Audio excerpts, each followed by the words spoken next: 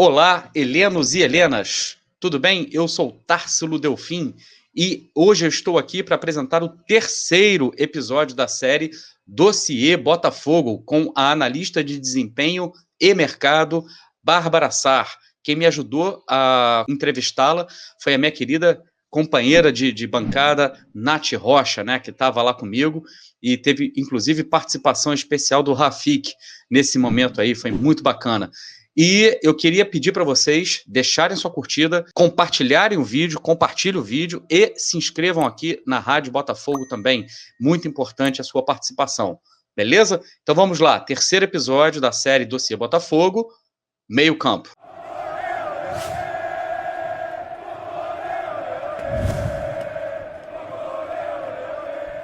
Vou passar para a parte de volantes, que Beleza. também é uma posição que a gente teve bastante dificuldade essa temporada, né? Eu não concordo com a ideia de alguns que o Botafogo precisa de um pitbull, porque o Botafogo não precisa de um pitbull, principalmente no estilo que a maioria dos treinadores vem tentando, né? Que é ter uma criação de jogo desde a primeira parte do campo. Então, eu acho que o Botafogo precisa muito de um treinador que consiga compactar as linhas defensivas e que consiga coordenar a defesa, onde os atletas parem de correr atrás dos adversários e estejam bem posicionados para fazer o desarme, né? É muito mais uma questão de posicionamento, muito mais uma questão de disciplina, dos jogadores entenderem onde eles precisam estar, né? E compactar, Exatamente. né? Exatamente.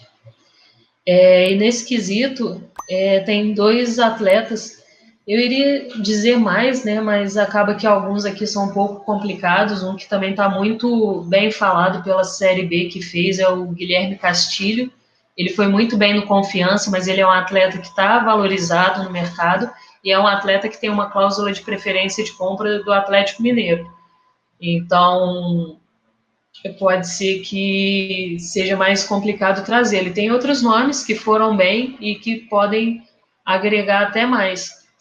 O Yuri do Oeste, ele é um atleta que passou pelo Bahia, é um atleta muito interessante, ele tem o desarme, ele consegue fazer boas roubadas de bola, ele recupera muitas bolas, principalmente no campo adversário, isso quer dizer, ele sobe bem a marcação e de maneira eficiente, né? Ele não sobe igual em alguns casos o Zé Wellison sobe e o jogador supera ele na corrida, ele consegue chegar lá e ser bem eficiente nisso.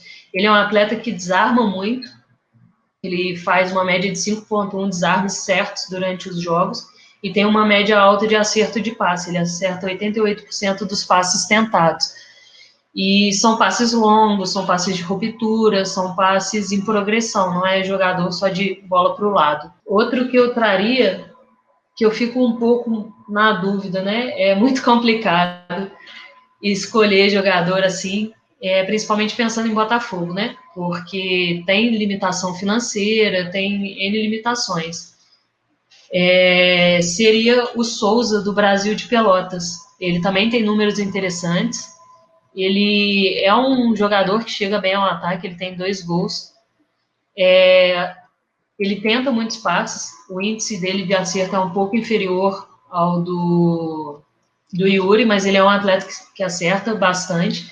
Ele tem uma média de recuperação de bolas de 7 por jogo e 1,15 no campo do adversário, além de ser bom nas disputas aéreas, quer dizer que se vem aquela bola esticada do goleiro ou da zaga, ele consegue proteger bem ali.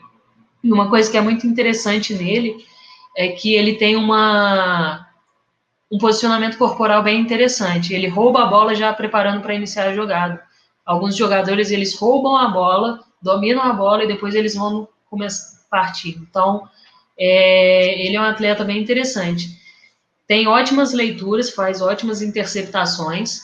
Ele faz, em média, 6 interceptações por jogo. Então, quer dizer, ele por atuar numa área mais defensiva, centralizada, ele consegue proteger bem a entrada do funil. Para quem não sabe, para quem não entende essa parte do linguajar, é bem a entrada da área. Então, ele consegue fazer bastante essa proteção, fazendo bloqueios e interceptações ali.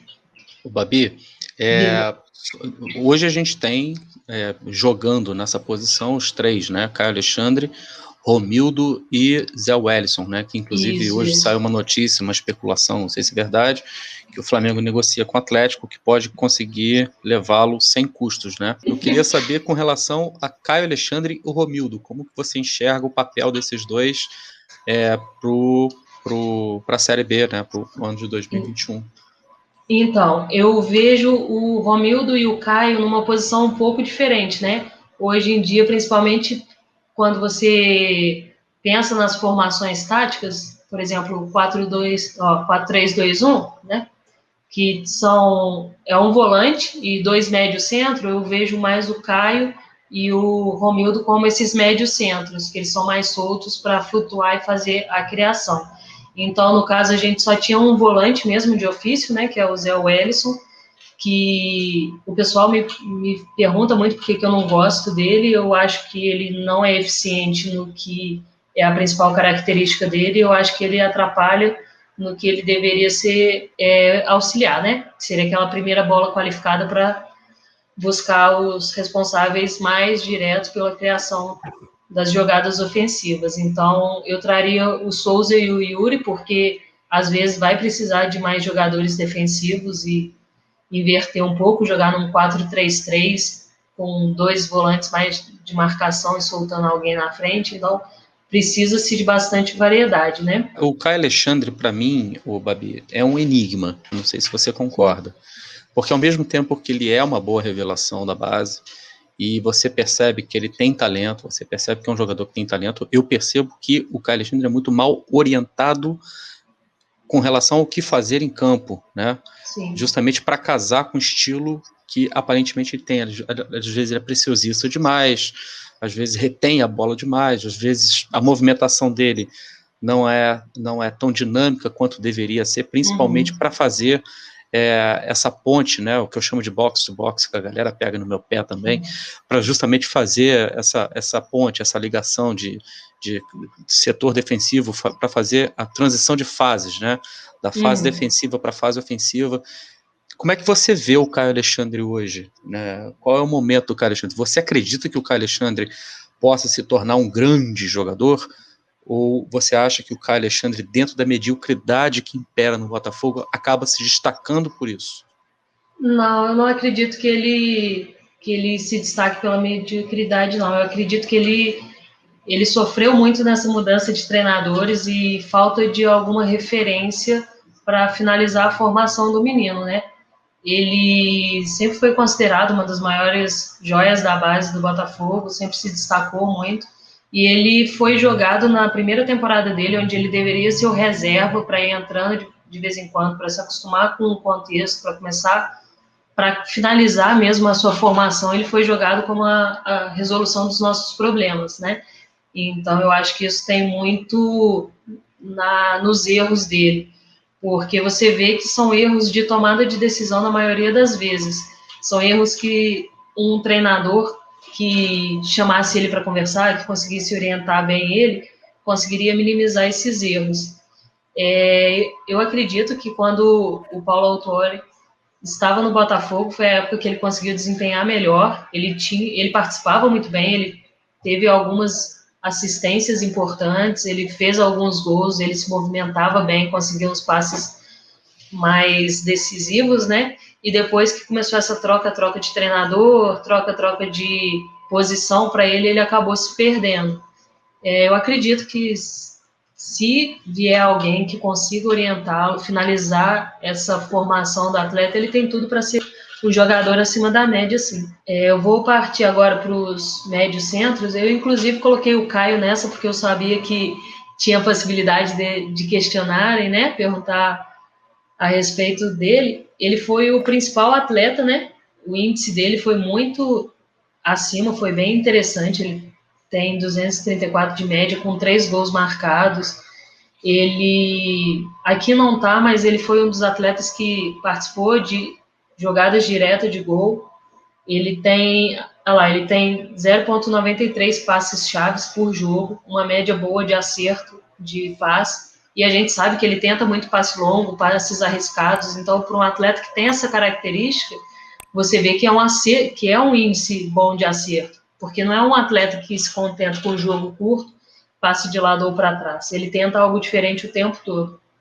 Ele é um atleta que precisa melhorar na roubada de bola, mas isso é algo que está muito no time do Botafogo, né? O time do Botafogo foi um time extremamente passivo, que não gerava muito desconforto nos adversários, então não era algo específico dele.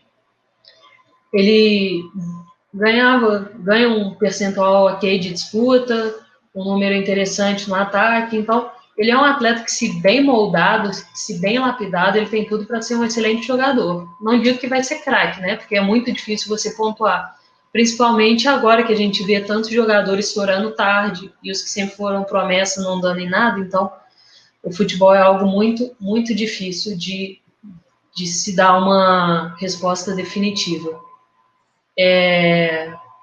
Pode ler o superchat? O Vitor está dizendo justamente isso que você está dizendo. O problema do Caio é que ele fica sobrecarregado na armação de uma equipe que é mal treinada e não possui uma ideia de jogo clara, porque é um jovem é complicado. Para um jovem é Para um complicado. jovem é complicado. Exatamente, é muito difícil um jovem entrar num cenário desse. E eu digo mais, se fosse outro jogador no cenário que o Caio encontrou, teria rendido muito menos.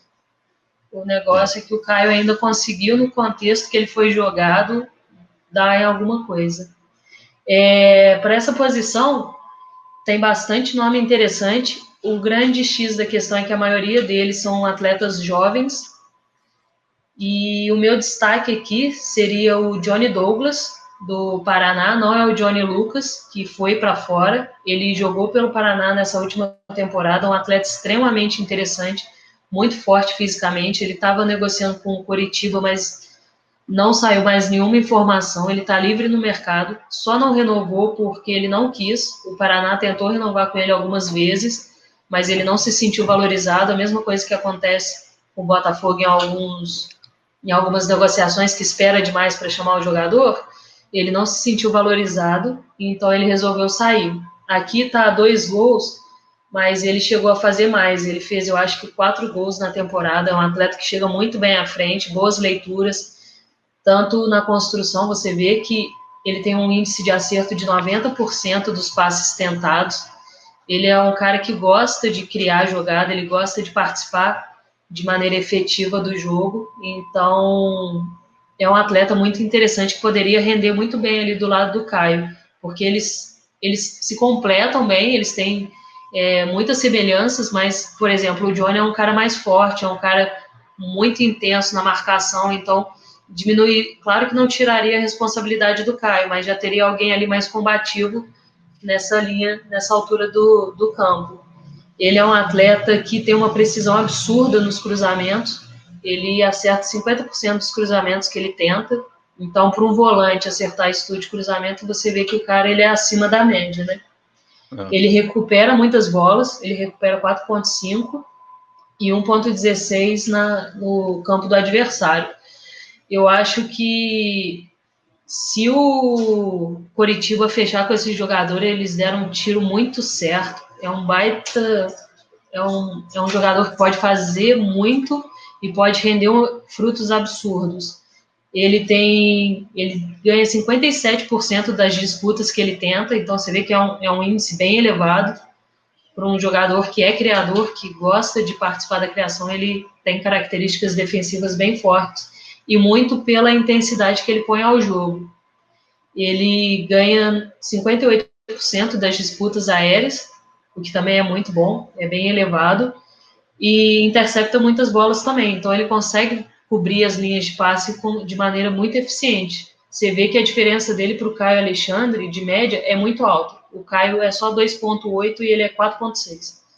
Então é um atleta muito interessante, que, se fechar com o Coritiba, é uma grande perda do Botafogo, por ser um atleta de graça no mercado e com tamanho potencial. Se não me engano, ele tem 22 ou no máximo 23 anos. Com um adversário que está numa situação muito parecida com a nossa, que vai para disputar a Série B também, né?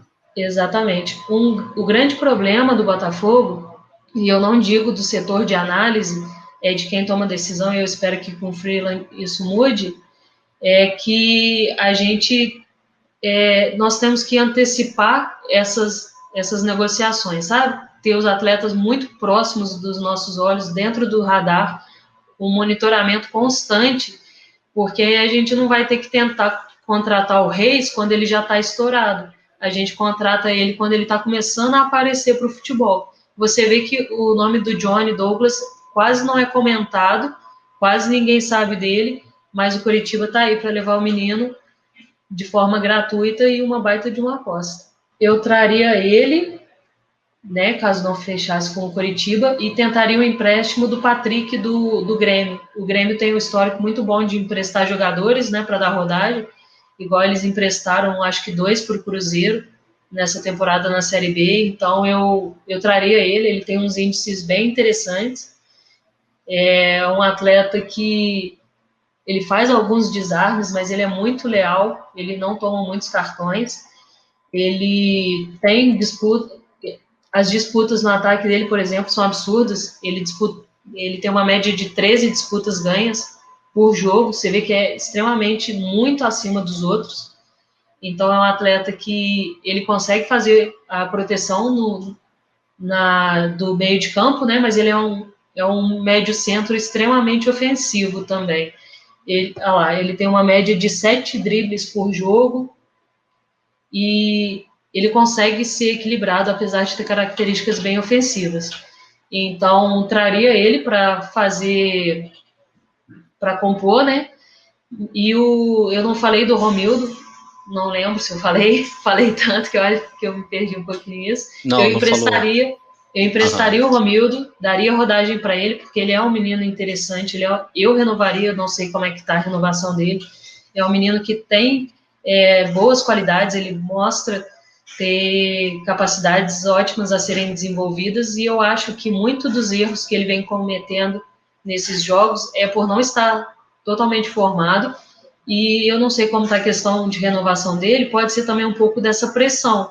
Ou Ele eu reno renovou, agora. não, ele renovou recentemente, Já Botafogo. renovou? Ele é um jogador que Tá. vem da base do Palmeiras também, né? Mas Sim, ele renovou com sim. o Botafogo recentemente Não. e eu concordo, eu acho que é um jogador que precisaria de mais rodagem também, mas que para aquilo que a gente precisa ainda está muito verde, né?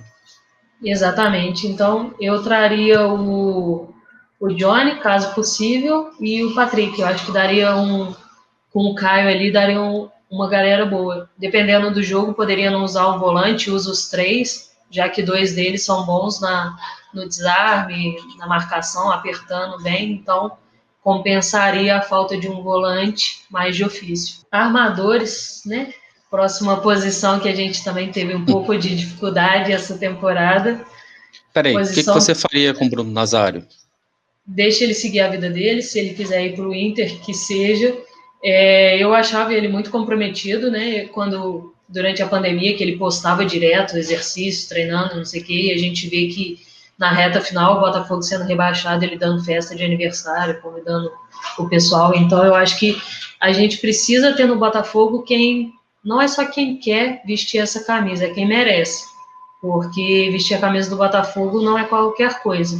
É uma instituição absurda e tem que merecer estar aqui dentro. Então, se ele não está satisfeito, se ele não está feliz onde ele está, que ele siga o caminho dele, que a gente, com certeza, tem milhões de jogadores que dariam tudo pela honra de vestir o Isso manto. aí. Então, o pessoal fala muito do Marcinho, né, do Sampaio Correia, é a máxima que eu falei, não adianta a gente mirar nos principais destaques, porque esses principais destaques já estão sendo mirados por vários times. O Marcinho está praticamente certo com o Cruzeiro já, então não Nem daria. fale Marcinho.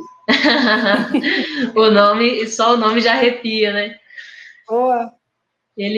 Ele realmente tem ótimos índices, você vê que ele teve o maior índice de desempenho, né?